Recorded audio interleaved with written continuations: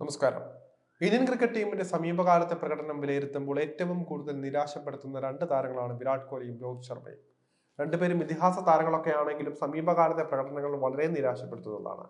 മോശം ഫോമിലൂടെ കടന്നു പോകുന്ന ഇവരെ സീനിയർ താരങ്ങൾ എന്ന പരിഗണനയിൽ മാത്രമാണ് ടീമിൽ തുടരാൻ അനുവദിക്കുന്നത്.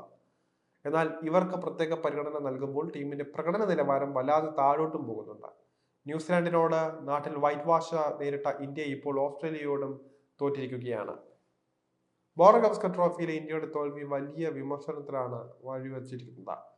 കോഹ്ലിക്കും രോഹിത്തിനുമെതിരെ BCCIയും നിലപാട് കടുപ്പിക്കവേ ശക്തമായ നിലപാടുമായി രംഗത്തെത്തിയിരിക്കുകയാണ് മുൻ സ്പിൻ ഇതിഹാസവും കമന്റേറ്ററുമായ സുനിൽ ഗവാസ്കർ.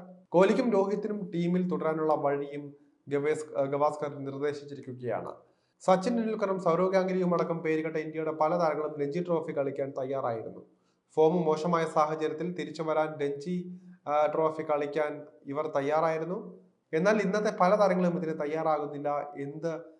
ഏത് വലിയ താരമാണെങ്കിലും മോശം ഫോമിലാണെങ്കിൽ തിരിച്ചു വരാൻ രഞ്ജി ട്രോഫി കളിക്കണം എന്നാണ് സുനിൽ ഗവാസ്കർ പറയുന്നത്. ഈ മാസം 23-ന് രഞ്ജി ട്രോഫിയുടെ രണ്ടാം റൗണ്ട് ആരംഭിക്കാൻ പോവുകയാണ്. നിലവിൽ മോശം ഫോമിലുള്ള ഇന്ത്യയുടെ എത്ര താരങ്ങൾ രഞ്ജി ട്രോഫി കളിക്കാൻ തയ്യാറാകുമെന്ന് കണ്ടറിയാം. ഇവർ രഞ്ജി ട്രോഫി കളിക്കാൻ തയ്യാറായില്ല എങ്കിൽ ഗൗതം ഗംഭീർക്ക് അടുത്ത തീരുമാനങ്ങൾ എടുക്കേണ്ടതായുണ്ട്. ടീമിനോട് കൂറുകാട്ടത്തിനോട് തിരിച്ചു കാണിക്കേണ്ട ആവശ്യമില്ല. ഫോം കണ്ടെത്താതെ ടീമിലേക്ക് അവരെ പരിഗണിക്കരുത് എന്നാണ് ഗവാസ്കർ പറയുന്നത്. ഓസ്ട്രേലിയയിൽ രോഹിത്തിൽ നിന്നും കോഹ്ലിയിൽ നിന്നും പ്രതീക്ഷിച്ച പ്രകടനം ഉണ്ടായിട്ടില്ല. 5ാം ടെസ്റ്റിൽ ഇന്ത്യ രോഹിത്തിനെ പ്ലേയിങ് ലെവലിൽ നിന്ന് പുറത്താക്കുകയും ചെയ്തിരുന്നു. 7-ൽ താഴെ ശരാശരിയിലായിരുന്നു രോഹിത്തിന്റെ ബാറ്റിംഗ്.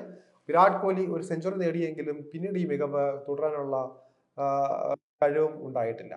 ഇതോടെ ഇരുവരെയും പുറത്താക്കണമെന്ന നിലപാടാണ് BCCI സ്വീകരിച്ചത്. ആദ്യം കോഹ്ലിയെയും രോഹിത്തിനെയും പുറത്താക്കാൻ BCCI സെക്രട്ടറി മുഖ്യ സെലക്ടറായ അജിത് അഗാർക്കറിനോട് നിർദ്ദേശിച്ചുവെന്ന് അടക്കം വാർത്തകളും വന്നിരുന്നു. ഇപ്പോൾ ഇരുവരുടെയും കാര്യത്തിൽ BCCI തന്നെ നിലപാടെടുത്തിരിക്കുകയാണ്. ഇംഗ്ലണ്ടിനെതിരെ വരാനിരിക്കുന്ന ടെസ്റ്റ് പരമ്പരയിൽ ഇരുവരെയും കളിപ്പിക്കും എന്നാണ് നിലവിലെ വിവരം. എന്തായാലും കടുത്ത തീരുമാനം ഉടൻ ഉണ്ടായേക്കില്ല എന്നും അറിയുന്നുണ്ട്.